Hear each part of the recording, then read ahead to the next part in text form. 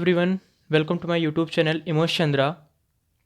Last tutorial में हमने case 1 discuss किया था। जब हमारा e⁴ हो तो हमारा pi कैसे निकलता है, ये हमने डिस्कस कर लिया था।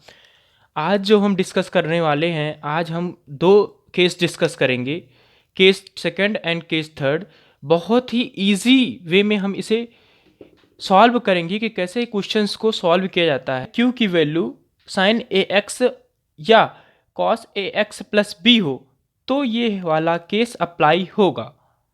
अगर हमारी ऐसी कंडीशन होती है तो हमारा फार्मूला निकल के आएगा 1/1/f D square 1/f D square sine A X plus B sine A X plus B. ये वैल्यू इक्वल टू होगी 1/f(-a)² fine A x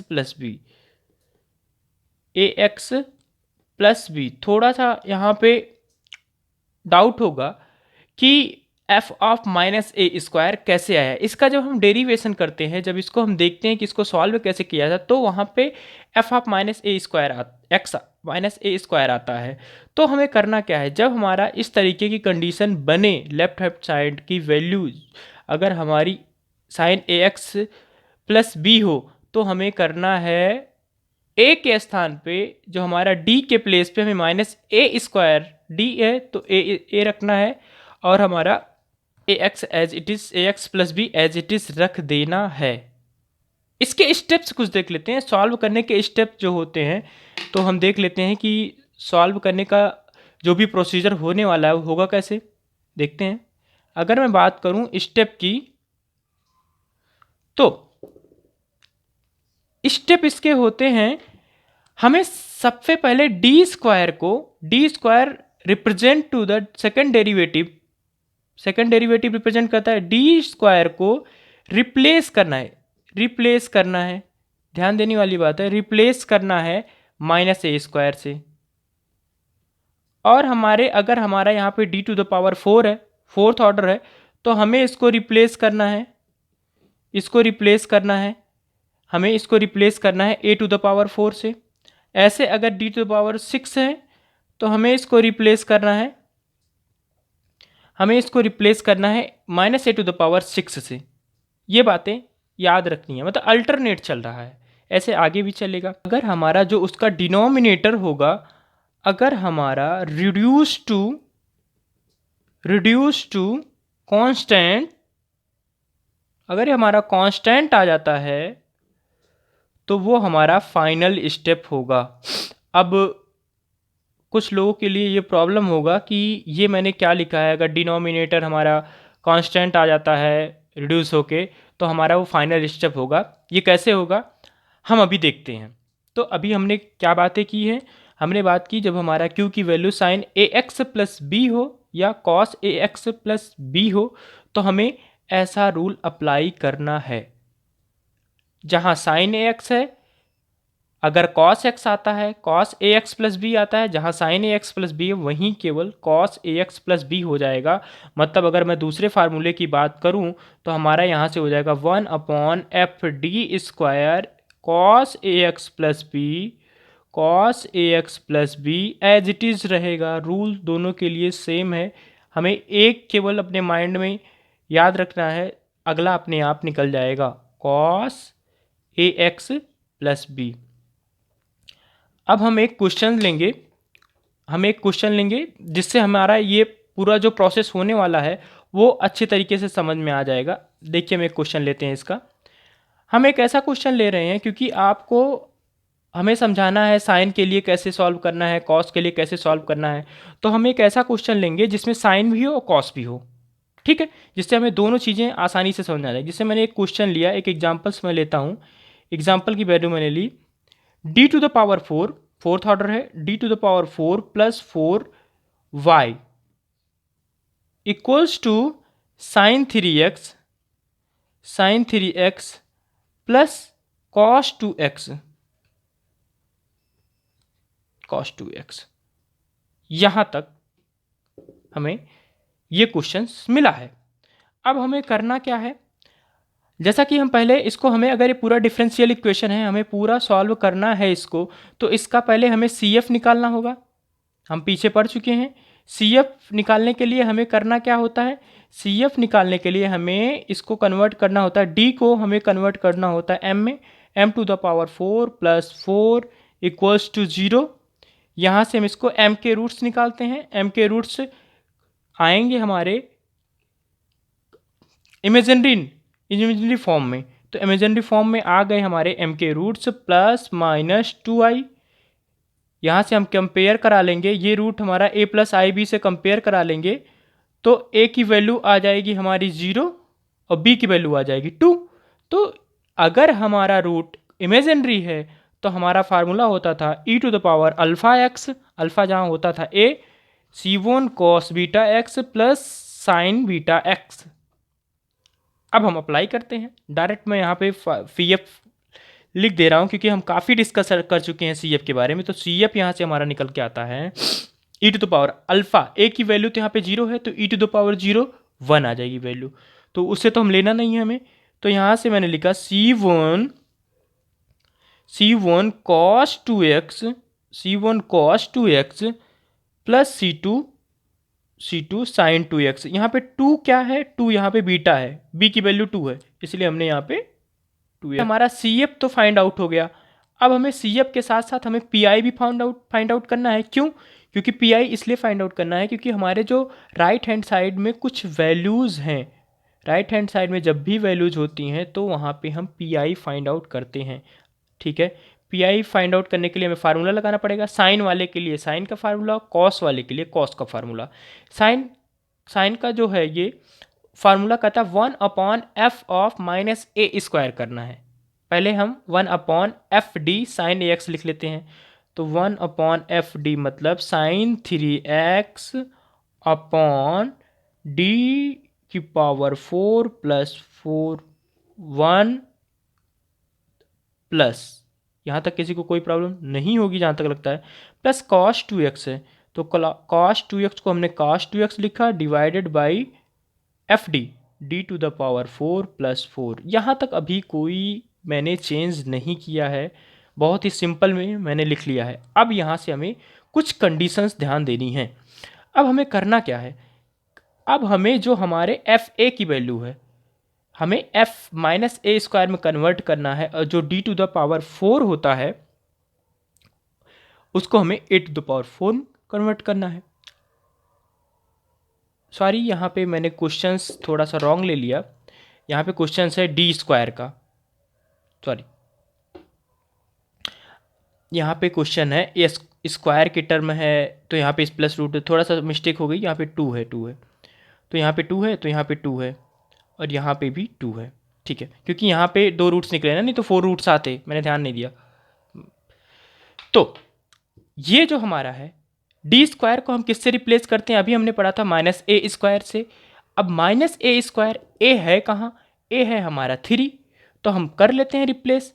P I equals to sine 3x divisible by D square को minus A की value 3 का square plus 4। यहाँ तक किसी को कोई डाउट नहीं होगा। cos 2x इसको भी एज इट इज़, डी की वैल्यू है हमारी, यहाँ पे डी की वैल्यू यहाँ चेंज है। अच्छा हाँ, दोनों क्वेश्चन के लिए यहाँ पे डी की वैल्यू चेंज है, तो हमें ये चीज़ ध्यान देनी है। यहाँ पे डी की जो वैल्यू है वो 2 है, यहाँ पे डी की वैल्यू 3 थी, तो यहाँ पे डी की वैल्यू 2 है, तो हम -2 का स्क्वायर कर देंगे और +4 कर देंगे। अब हमें एक बात चेक करनी है, अगर हमारा denominator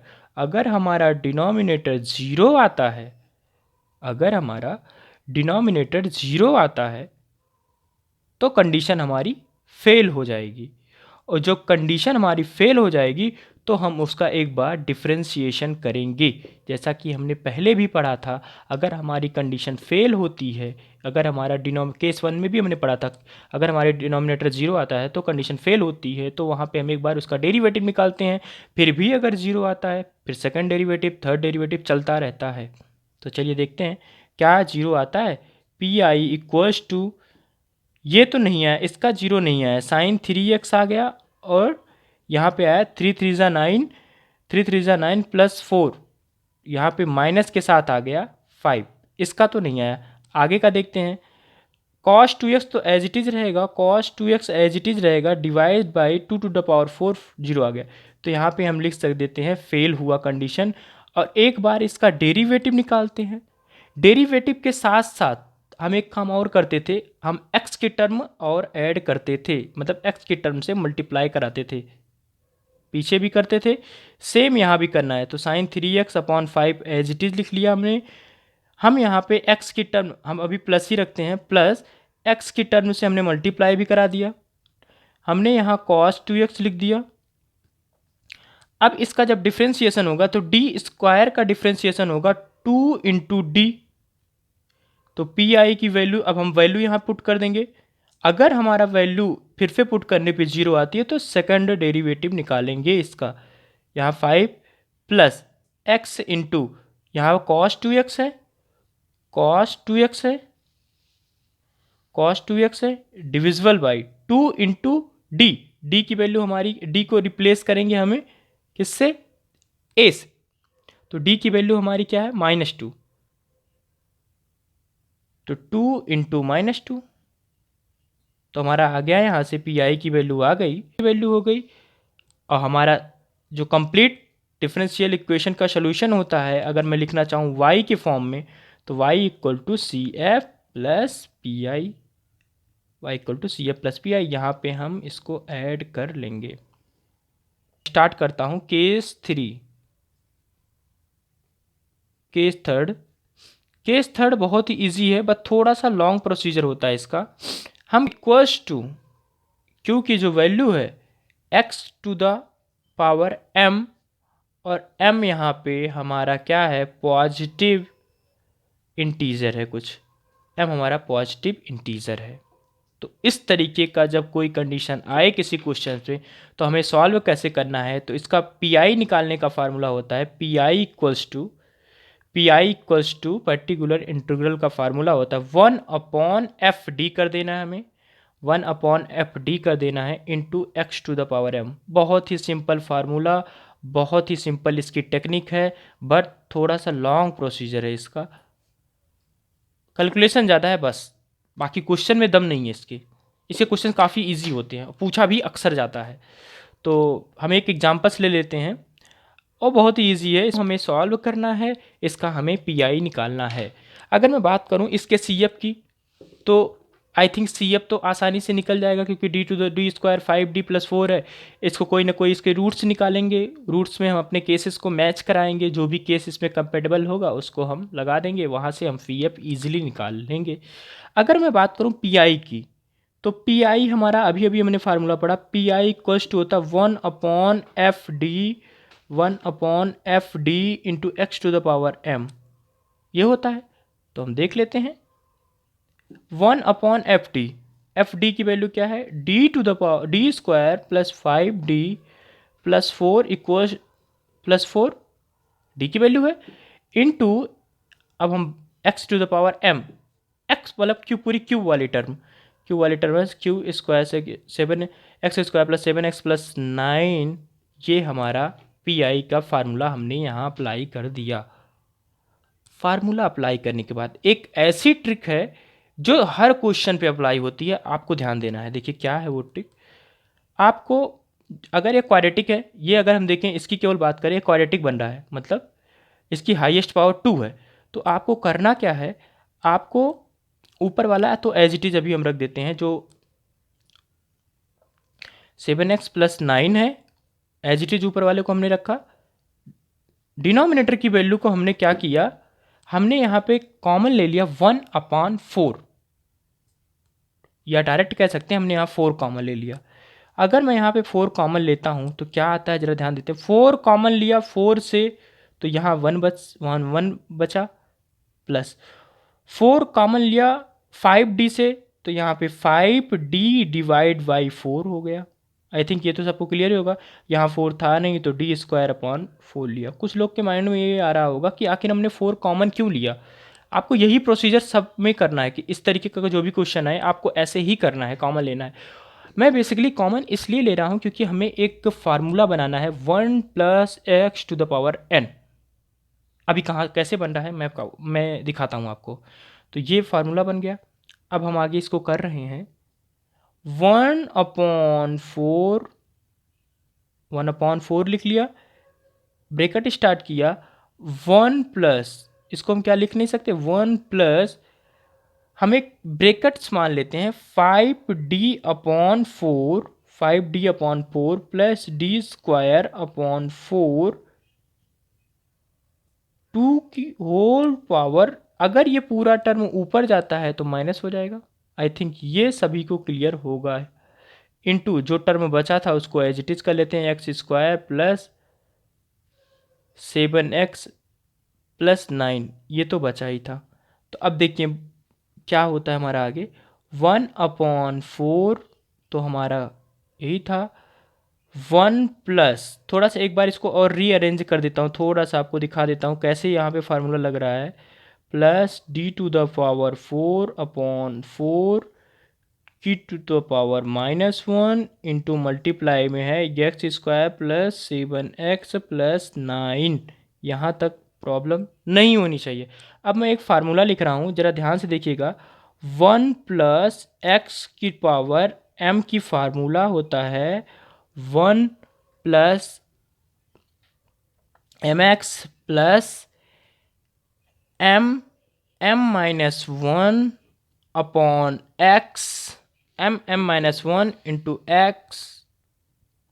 x² upon 2 factorial dash dash dash से चलता रहता है। अब आपको यही फार्मूला अप्लाई कर दें। यहाँ पे m की वैल्यू -1 है तो कोई दिक्कत नहीं, इतने की बात अगर मैं करूँ तो, इतने की बात करूँ, m की वैल्यू -1 है तो हम अप्लाई कर देते हैं इसको। देखिए क्या होने वाला है यहाँ पे, 1/4 तो बाहर रहेगा, 1 प्लस mx, 1 प्लस m की वैल्यू क्या है, -1 है तो ये वैल्यू पूरी क्या हो गई, माइनस हो गई। x हमारा क्या है, x हमने मान लिया है 5d/4 प्लस d⁴/4, कोई प्रॉब्लम नहीं होगी। प्लस अब यहाँ पे आप देखेंगे m इंटू m-1, अगर आप यहाँ पे m की वैल्यू 1 पुट करिए, -1 -1 -2 हो गया, 2 ऊपर से कैंसिल हो गया, और -1 इधर -1 उधर तो प्लस आएगी वैल्यूज़। तो यहाँ पे मैं डायरेक्ट लिख देता हूँ 5d/4 माइनस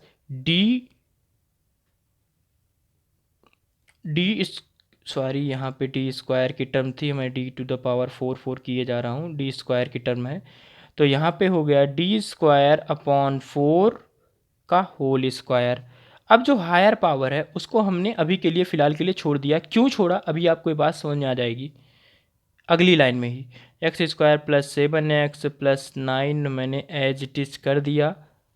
अब देखिए यहाँ हमने क्या किया, 1/4 को एज इट इज़ रखा, 1/4 को एज इट इज़ रखा, थोड़ा सा इसको एक्सपेंड कर लिया। तो यहाँ से आया 1 - 5d/4, यहाँ पे माइनस अंदर चला गया, माइनस d² प्लस इसको अगर एक्सपेंड करेंगे तो हमारा कुछ आएगा 25, 5 जा एक ही को एक्सपेंड करते हैं, d² आएगा अपॉन 16 आएगा, आई थिंक ये आएगा, प्लस डैश डैश डैश और भी कुछ आएगा जिसको हमने इग्नोर कर दिया है। क्यों इग्नोर किया है अभी बताता हूँ आपको।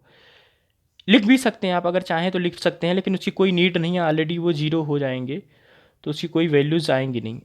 अब देखिए यहाँ पे बेसिकली जो d है वो बोल रहा है डेरिवेटिव, इसका मल्टीप्लिकेशन करवाते हैं।